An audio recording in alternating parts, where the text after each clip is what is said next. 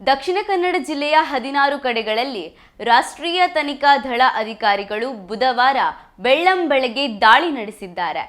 ದಕ್ಷಿಣ ಕನ್ನಡ ಜಿಲ್ಲೆಯ ಮಂಗಳೂರು, ಪುತ್ತೂರು, ಬೆಳ್ತಂಗಡಿ, ಉಪ್ಪಿನಂಗಡಿ, ವೇಣೂರು, ಬಂಟ್ವಾಳಗಳಲ್ಲಿ ಮನೆ, ಕಚೇರಿ, ಆಸ್ಪತ್ರೆಗಳು ಸೇರಿದಂತೆ 16 ಕಡೆಗಳಲ್ಲಿ ಎನ್ಐಎ ದಾಳಿಯಾಗಿದೆ.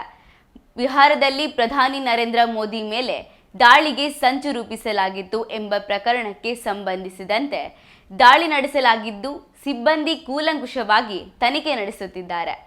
ಜುಲೈ 12, 2022ರಂದು ಬಿಹಾರದ ಪಾಟ್ನಾದಲ್ಲಿ ನಡೆದ ರ್ಯಾಲಿಯಲ್ಲಿ ಈಗ ನಿಷೇಧಿತ ಇಸ್ಲಾಮಿ ಸಂಘಟನೆ ಪಾಪ್ಯುಲರ್ ಫ್ರಂಟ್ ಆಫ್ ಇಂಡಿಯಾ ಪ್ರಧಾನಿ ನರೇಂದ್ರ ಮೋದಿಯವರನ್ನು ಗುರಿಯಾಗಿಸಿ ಹಲ್ಲೆ ನಡೆಸಲು ಯೋಜನೆ ರೂಪಿಸಿತ್ತು ಎಂಬ ಆರೋಪಕ್ಕೆ ಸಂಬಂಧಿಸಿದಂತೆ ಈ ದಾಳಿಗಳನ್ನು ನಡೆಸಲಾಗುತ್ತಿದೆ. ದಾಳಿ ಬಳಿಕ ಶಂಕೆಯ ಹಿನ್ನೆಲೆಯಲ್ಲಿ 4ರನ್ನು ಎನ್ಐಎ ಅಧಿಕಾರಿಗಳು ಪುತ್ತೂರು ತಾಲೂಕಿನ 3 ಕಡೆಗಳಲ್ಲಿ ವಶಕ್ಕೆ ಪಡೆದು ಹೆಚ್ಚಿನ ವಿಚಾರಣೆ ನಡೆಸುತ್ತಿದ್ದಾರೆ ಎಂದು ತಿಳಿದು ಬಂದಿದೆ. ಈ ಪ್ರಕರಣದ ತನಿಖೆ ನಡೆಸುತ್ತಿರುವ ಎನ್ಐಎ ಅಧಿಕಾರಿಗಳು ಪುಲ್ವಾರಿ ಶರೀಫ್ ಎಂಬವನನ್ನು ಬಂಧಿಸಿದ್ದರು. ತಮ್ಮ ಕೃತ್ಯಕ್ಕೆ ಸಂಚು ನಡೆಸಲು ದಕ್ಷಿಣ ಕನ್ನಡದಿಂದ ಹಣಕಾಸು ನೆರವು ನೀಡಲಾಗಿದೆ ಎಂಬ ಸತ್ಯ ತನಿಖೆ ವೇಳೆ ಬಹಿರಂಗವಾಗಿತ್ತು.